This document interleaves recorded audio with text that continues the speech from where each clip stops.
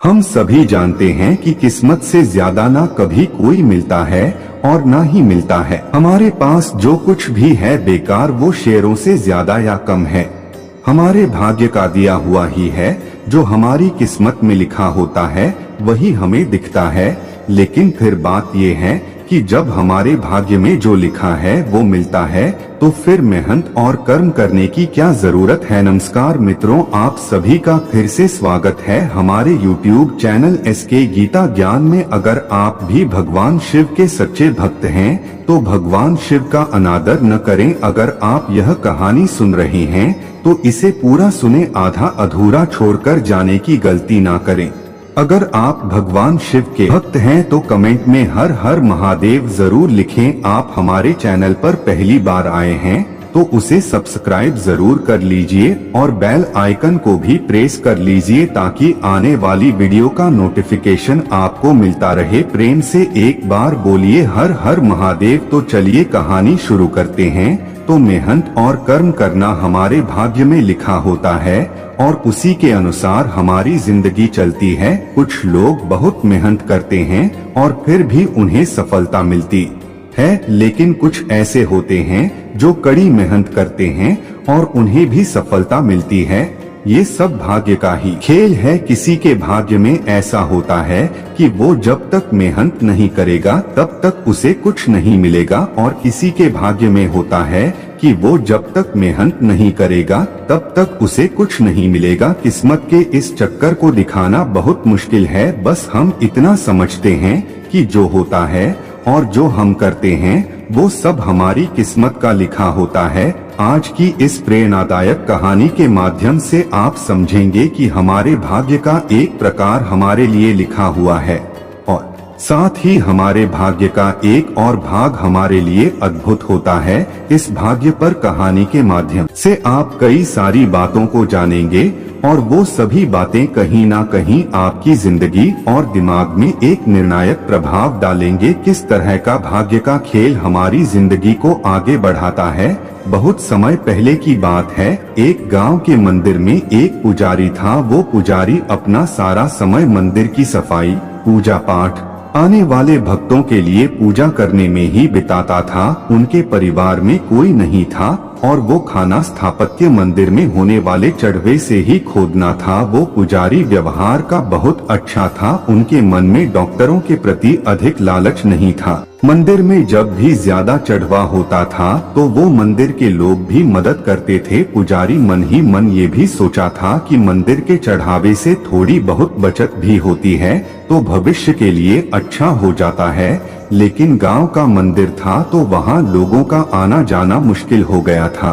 पूरे दिन में 5 से 6 दिनों में मंदिर का पता चला था। PDF से पुजारी अपने दिन भर की साहिल को पूरा करने के बाद सिर्फ 2 पैसे ही बचा ही पाता था। और जब कभी चढ़ावा ज्यादा होता तो पुजारी के पास कोई ना कोई व्यक्ति ऐसा होता था जिसकी मदद की जरूरत होती थी और पुजारी उसे मना भी नहीं कर पाता। बहुत समय बीत गया लेकिन पुजारी को पूरे दिन 2 पैसों से भारी बचत कर ही नहीं मिली। वो हमेशा भगवान से यही प्रार्थना करते हैं, भगवान कुछ तो ऐसा करो कि मैं 2 पैसों से बड़ी बचत कर पाऊं। भगवान से प्रार्थना करके पुजारी रोज की तरह अपने काम में लग जाते हैं। कुछ समय बाद पुजारी की शादी हो गई। घर में अब 2 लोग हो गए और भारी मात्रा में पैसों की जरूरत पड़ी। पुजारी की शादी के बाद मंदिर में लोगों का आना जाना लगा। इसी वजह से चढ़ावा भी बहुत ज्यादा होता है और अब पुजारी अपने घर का खर्चा पूरे करने के बाद 10 पैसे रोज लेकर आया। धीरे धीरे पुजारी के पास अधिक से अधिक लोग चले गए। कुछ सिक्के उसने अपने घर की तिजोरी करी और कुछ सिक्के भविष्य के लिए बांटने ले लिए। कुछ समय बाद पुजारी की संतान हुई और अब वो 2 से 3 हो गए। पुजारी के संत होने के बाद अब पुजारी ने देखा कि वो अपने दिन भर की जरूरत पूरी करने के बाद 15 पैसे बचा लेता है। धीरे धीरे बच्चा बड़ा हुआ और स्कूल जाने लगा। अपनी बचत के दस्तावेजों से पुजारी अपने बच्चे की पढ़ाई का खर्चा उठा रहा था। जैसे जैसे बच्चे की उम्र बढ़ती गई और पढ़ाई का खर्चा बढ़ता गया वैसे वैसे ही चला गया। मंदिर में चढ़ावा ज्यादा हुआ ज्यादा लोग आने लगे और पुजारी के जीवन में औषधियों की कोई कमी नहीं हुई। अपनी जिंदगी को ऐसे बदलती देख पुजारी ने एक दिन में भगवान से प्रार्थना करी और पूछा, भगवान में रोज के 2 पैसे मिले थे और बहुत कोशिश करने के बाद भी कभी 2 पैसे से ज्यादा नहीं बचा पाया, लेकिन आज मैं सभी खर्चे करने के बाद भी 30 पैसे बचा लेता हूँ, जो कि मेरे और मेरे परिवार के लिए बहुत हैं। सबका वजह क्या है भगवान? ये आपकी क्या कृपा है या फिर मेरी किस्मत?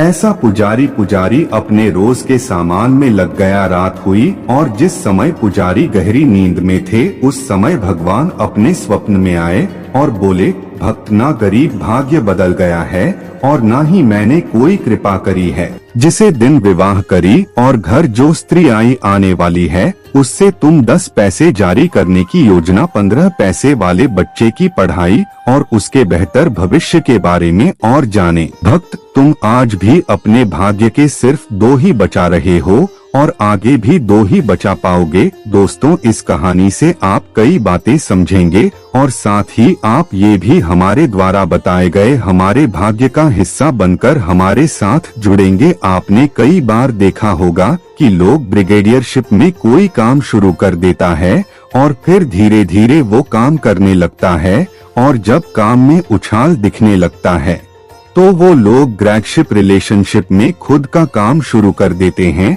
जो काम शुरू होता है वो नहीं होता और वित्तीय घाटा होने लगता है। इसका कारण भी भाग्य ही है। कई दफा ऐसा होता है कि दूसरे के अच्छे भाग्य की वजह से हमें भी अच्छा लगता है, लेकिन हम ये बात नहीं समझते और ज्यादातर लोग ऐसी बातों को मानते भी नहीं हैं। एक बार हमारा भाग्य हमारे दोस्त, हमारे महानगर, हमारे परिवार के लोगों के साथ भी घूमने जाता है और जब तक हम उनके साथ होते हैं तब तक हमारे साथ सब कुछ अच्छा होता है और जब भी हमसे दूर होते हैं तो हमारे साथ ज्यादा से ज्यादा अच्छा नहीं होता। दोस्तों, जिस तरह से किसी और के भाग्य की वजह से हमारा अच्छा होता है, वैसे ही किसी और के भाग्य की वजह से हमारा भी बुरा होता है। यही भाग्य का खेल है जो सारी जिंदगी हमारे साथ रहती है। अगर आपको ऐसी बातों पर विश्वास नहीं है और आप विश्वास नहीं करते हैं और अपने मन में निष्कर्ष निकालें कि क्या सच में ऐसा होता है, आज तक आपके साथ ऐसा कुछ हुआ है जिसमें किसी और की वजह से आप फायदा हुआ या फिर आपके परिवार में किसी भी सदस्य के बढ़ने से आपके साथ कुछ बेहतर हुआ? इन सवालों के जवाब जब आप खुद को देंगे तो इस कहानी से मिलने वाली सीख को आप बेहतर तरीके से समझ गए होंगे। दोस्तों, उम्मीद है आपको यह कहानी पसंद आई होगी। अगर आपको यह कहानी पसंद आई हो तो अपने दोस्तों और परिवार के साथ जरूर शेयर करें। चैनल को सब्सक्राइब जरूर कर लें। अगर आप भी भगवान शिव के सच्चे भक्त हैं तो कमेंट में हर हर महादेव जरूर लिखिएगा।